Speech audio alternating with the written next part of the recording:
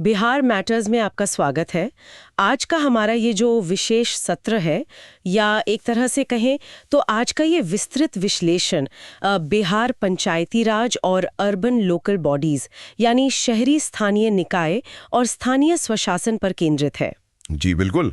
और ये विषय शासन के नजरिए से देखा जाए तो बहुत ही महत्वपूर्ण है। हाँ, और मैं यहाँ शुरुआत में ही स्पष्ट कर दूं कि आज की ये जो क्लास है ये कोई सामान्य बातचीत नहीं है। ये पूरी तरह से एग्जाम ओरिएंटेड और डेटा रिच होने वाली है। मतलब जो भी विद्यार्थी BPSC, BSSC, SSC, railway, SI या फिर टीचर एग्जाम्स की तैयारी कर रहे हैं, उनके लिए ये समझना बहुत जरूरी है। एकदम सही कहा। परीक्षा के लिए तो ये टॉपिक बहुत हाई यील्डिंग है, मतलब इससे सीधे सवाल बनते हैं। राइट। तो छात्रों को मेरा यही निर्देश है कि वे इस जानकारी को ध्यान से समझें और नोट करें, क्योंकि इसमें हम शासन के सबसे निचले स्तर, जिसे हम ग्रास रूट्स डेमोक्रेसी या जमीनी स्तर का लोकतंत्र कहते हैं, उसको डिकोड करने वाले हैं। तो चलिए सबसे पहले इसके संवैधानिक आधार को समझते हैं। देखिए, लोकल सेल्फ गवर्नमेंट या स्थानीय स्वशासन भारत में डेमोक्रेटिक गवर्नेंस का एक बहुत ही अनिवार्य हिस्सा है। क्योंकि सारा काम तो केंद्र या राज्य की राजधानी से नहीं हो सकता ना। बिल्कुल नहीं हो सकता। ये जो व्यवस्था है ना, ये आम लोगों को जमीनी स्तर पर डिसीजन मेकिंग प्रोसेस यानी निर्णय लेने की प्रक्रिया में सीधे भाग लेने की अनुमति देती है। और इसे भारतीय संविधान में 2 बहुत ही महत्वपूर्ण संशोधनों द्वारा शामिल किया गया था, जो कि 73वां और 74वां संशोधन है, राइट? जी। 73rd कॉन्स्टिट्यूशनल अमेंडमेंट एक्ट जो ग्रामीण शासन के लिए है, और 74th कॉन्स्टिट्यूशनल अमेंडमेंट एक्ट जो अर्बन यानी शहरी स्थानीय शासन के लिए है। अच्छा, यहाँ मैं एक सवाल पूछना चाहूंगी। परीक्षा के दृष्टिकोण से 73वें और 74वें संशोधन का सिद्धांत तो एकदम स्पष्ट है, लेकिन इन संवैधानिक शक्तियों ने विशेष रूप से बिहार के पंचायती राज के विकास को कैसे आकार दिया? मतलब एवोल्यूशन कैसे हुआ? ये एक बहुत ही अच्छा विश्लेषणात्मक प्रश्न है। देखिए, संवैधानिक संशोधनों के बाद हर राज्य को अपने हिसाब से कानून बनाने थे।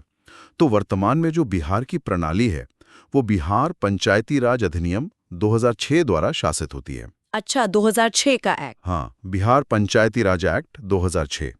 इस अधिनियम ने 73वें संशोधन के अनुरूप जो पुरानी व्यवस्थाएं थीं उनको पूरी तरह से बदल दिया। इसका मुख्य उद्देश्य था सत्ता का विकेंद्रीकरण यानी डिसेंट्रलाइजेशन ऑफ पावर, ताकि पावर सिर्फ ऊपर बैठे अधिकारियों के पास ना रहे। बिल्कुल। इसके साथ ही ग्रास रूट्स डेमोक्रेसी और पार्टिसिपेटरी डेवलपमेंट यानी सहभागी विकास को बढ़ावा देना। और इन सब को लागू करने के लिए नियमित चुनाव बहुत जरूरी हैं, जो कि बिहार राज्य चुनाव आयोग यानी बिहार स्टेट इलेक्शन कमीशन द्वारा कराए जाते हैं। राइट। तो अब अगर हम इसके स्ट्रक्चर पर आएं, तो बिहार में एक त्रिस्तरीय 3 टियर पंचायती राज प्रणाली काम करती है। जी, 3 टियर सिस्टम। ये एग्जाम के लिए बहुत क्रूशल है। इसमें जो सबसे पहला और निचला स्तर है वो है ग्राम पंचायत, विलेज लेवल, जिसके मुखिया होते हैं। जी।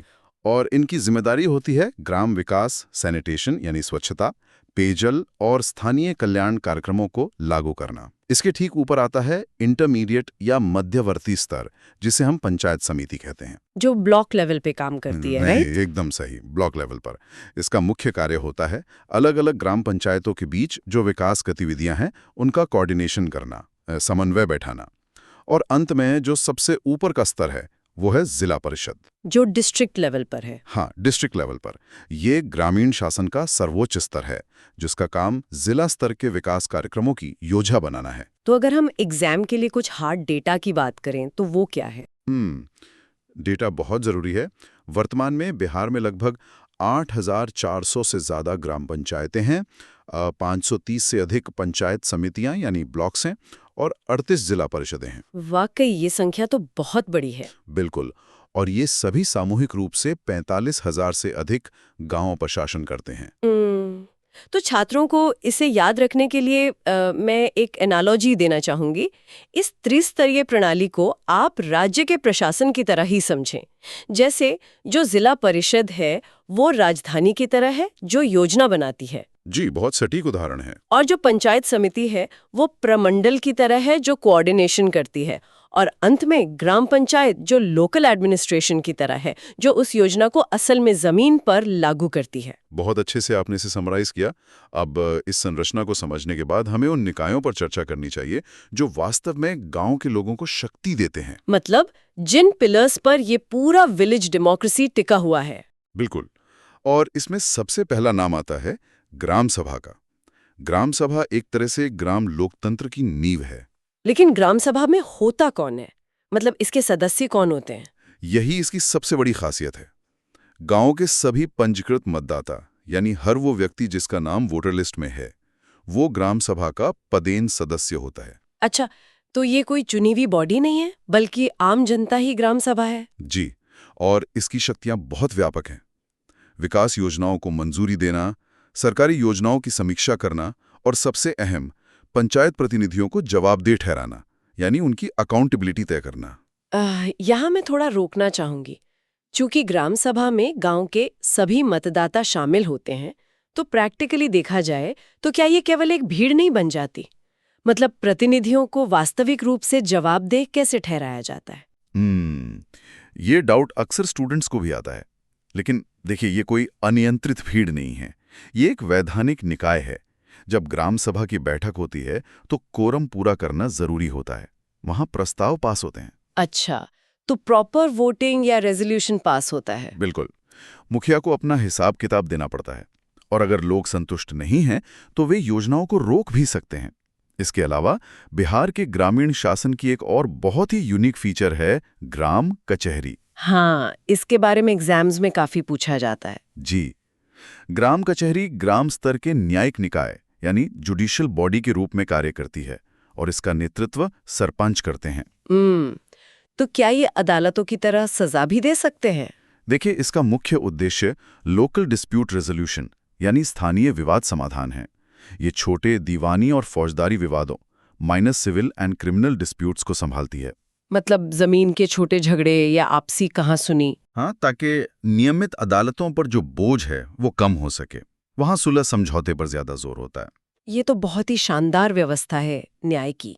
न्याय और प्रशासन की इस संरचना के बाद ये देखना भी तो महत्वपूर्ण है कि इन संस्थाओं में समाज के सभी वर्गों का रिप्रेजेंटेशन कैसे सुनिश्चित किया गया है।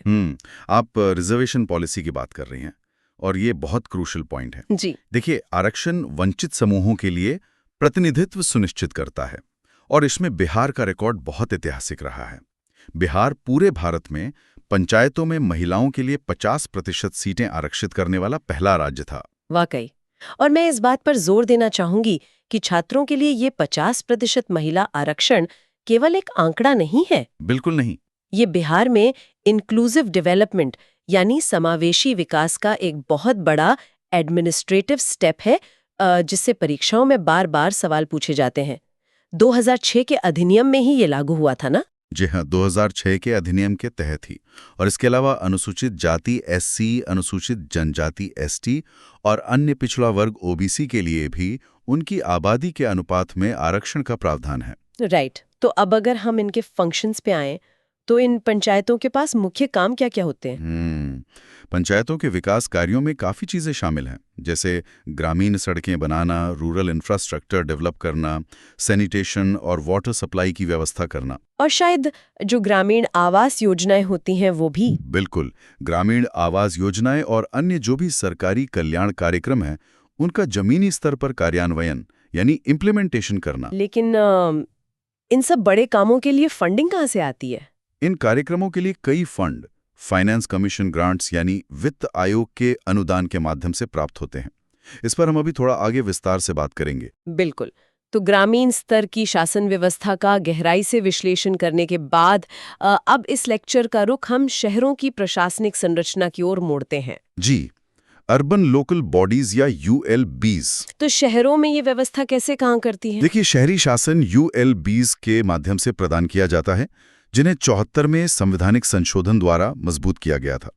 इनका मुख्य काम कस्बों और शहरों में म्युनिसिपल एडमिनिस्ट्रेशन यानी नगर पालिका प्रशासन का मैनेजमेंट करना है।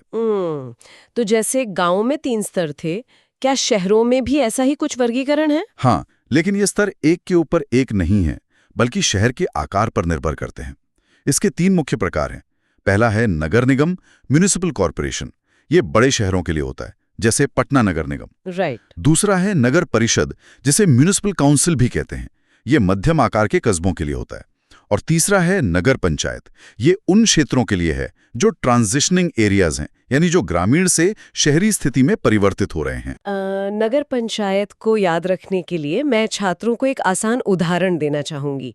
नगर पंचायत उस क्षेत्र की तरह है जो अब गांव नहीं रहा है, लेकिन अभी पूरी तरह से शहर भी नहीं बना है। जी, एकदम सही। मतलब ये एक संक्रमणकालीन चरण या ट्रांजिशनल फेज में है। वहाँ खेती कम हो रही है और बाजार बढ़ रहे हैं, तो वहाँ नगर पंचायत होगी। बहुत बढ़िया एनालॉजी है। और अगर हम इसके एग्जाम डेटा की बात करें तो बिहार में वर्तमान में लगभग 19 नगर निगम हैं, 80 से ज्यादा नगर परिषदें हैं और 150 से ज्यादा नगर पंचायतें हैं। और इनकी काम पंचायतों से अलग कैसे होते हैं? इनका काम थोड़ा कॉम्प्लेक्स होता है। इनकी भूमिका मुख्य रूप से अर्बन इंफ्रास्ट्रक्चर, वेस्ट मैनेजमेंट यानी अपशिष्ट प्रबंधन और अर्बन प्लानिंग में होती है। राइट। तो अब तक हमने ग्रामीण और शहरी दोनों संस्थाओं के निर्माण और संरचना को समझ लिया है। जी। लेकिन अब ये विश्लेषण करना आवश्यक है कि ये संस्थाएं अपने काम को पूरा करने के लिए वित्तीय रूप से कैसे कार्य करती हैं और उनके सामने क्या बाधाएं हैं, क्योंकि बिना फाइनेंस के तो प्रशासन चल नहीं सकता। बिल्कुल, फाइनेंस तो लाइफ ब्लड है सिस्टम का, और इसके लिए एक बहुत महत्वपूर्ण बॉडी है स्टेट फाइनेंस कमीशन, यानी राज्य वित्त आयोग। तो क्या लोकल सरकारों को सारा पैसा यहीं से मिलता है? जी, मुख्य रूप से ये आयोग राज्य सरकार, पंचायती राज संस्थाओं और शहरी स्थानीय निकायों के बीच राज्य के रेवेन्यू यानी राजस्व के वितरण की सिफारिश करता है, ताकि उन्हें एक फाइनेंशियल ऑटोनॉमी या वित्तीय स्वायत्ता मिल सके। एकदम सही। और इस स्वायत्ता का महत्व बहुत ज्यादा है। इससे लोकतांत्रिक भागीदारी बढ़ती है, सर्विस डिलीवरी अधिक कुशल होती है, क्योंकि स्थानीय सरकारें स्थानीय जरूरतों को बेहतर ढंग से समझती हैं। पटना में बैठकर कोई ये नहीं जान सकता कि किस गांव में कौन सी गली बननी है। वो तो गांव के लोगों को ही पता होगा। बिल्कुल, और इसी से समावेशी विकास होता है। लेकिन यहाँ मैं एक गंभीर अकादमिक प्रश्न उठाना चाहूंगी। इतने विकास के बावजूद अगर ये निकाय वित्तीय रूप से राज्य सरकार के अनुदान पर अत्यधिक निर्भर हैं, तो क्या हम वास्तव में इन्हें सेल्फ गवर्नमेंट या स्वशासन कह सकते हैं? ये एक बहुत ही क्रिटिकल डिबेट है। मतलब क्या ये सच में स्वतंत्र है या फिर ये केवल राज्य के प्रशासनिक विस्तार या एक्सटेंशन मात्र है जो बस ऊपर से आई योजनाओं को लागू करते हैं? देखिए, आपने इस पूरी व्यवस्था की सबसे बड़ी चुनौती पर उंगली रख दी है। इतने विकास के बावजूद कई चुनौतियां मौजूद हैं, जिनमें सबसे बड़ी है लिमिटेड फाइनेंशियल रिसोर्सेज, सीमित वित्तीय संसाधन। जी। इसके अलावा प्रशासनिक क्षमता में कमी यानी एडमिनिस्ट्रेटिव कैपेसिटी गैप्स भी हैं और राज्य सरकारों पर उनकी भारी निर्भरता भी है। सैद्धांतिक रूप से वो स्वशासन है, लेकिन व्यवहारिक रूप से उन्हें राज्य के फंड्स का मुंह देखना पड़ता है। तो इसे सुधारा कैसे जा सकता है? इन्हें मजबूत करने के लिए बेहतर फंडिंग, स्वतंत्र रूप से टैक्स लगाने के अधिकार और जनप्रतिनिधियों के बेहतर प्रशिक्षण की आवश्यकता है। राइट। तो आज के इस विस्तृत विश्लेषण को समेटते हुए मैं परीक्षा के लिए एक क्विक रिकैप कर देती हूँ जो यूपीएससी और स्टेट पीएससी परीक्षाओं के लिए अनिवार्य है। जी, स्टूडेंट्स कृपया ध्यान दें। पहला, 73वां संशोधन पंचायती राज के लिए और 74वां संशोधन शहरी स्थानीय निकायों के लिए है। दूसरा, वर्तमान प्रणाली बिहार पंचायती राज अधिनियम 2006 पर आधारित है। बिल्कुल। तीसरा, बिहार में ग्राम पंचायतों की संख्या 8400 से अधिक है। और चौथा, जो बहुत महत्वपूर्ण है, पंचायतों में महिलाओं के लिए 50% आरक्षण बिहार में लागू है। एकदम सही। और अंत में मैं यही दोहराना चाहूंगी कि बिहार ने देश के सबसे बड़े पंचायती राज नेटवर्क में से एक विकसित किया है। इन संस्थाओं को मजबूत करने से ही राज्य में बेहतर शासन और विकास संभव है। राइट। तो सभी छात्रों को मेरी यही सलाह है कि वे अपनी आगामी परीक्षाओं के लिए इन प्रमुख बिंदुओं को अच्छी तरह से रिवाइज कर लें। जी, रिवीजन बहुत जरूरी है। और हाँ, बिहार मैटर्स की ये जो विशेष श्रृंखला है, ये अगले सत्र में भी इसी तरह जारी रहेगी। लेकिन सत्र को समाप्त करने से पहले मैं आप सभी के स्वयं विचार करने के लिए एक वैचारिक प्रश्न छोड़ना चाहूंगी। बिल्कुल। चुनौतियों के संदर्भ में हमने अभी सीमित वित्तीय संसाधनों की बात की। अब आप एक प्रशासनिक अधिकारी के रूप में विचार करें, क्या भविष्य में इन स्थानीय निकायों को राज्य सरकार पर अपनी निर्भरता पूरी तरह खत्म करने के लिए टैक्स लगाने और वसूलने के अधिक स्वतंत्र अधिकार दिए जाने चाहिए? ये सोचने वाली बात है कि इससे स्वायत्तता आएगी या कुछ और समस्याएं पैदा होंगी। बिल्कुल, इस पर आप जरूर विचार कीजिएगा। तो आज की कक्षा में भाग लेने के लिए धन्यवाद। बिहार मैटर्स से जुड़े रहें।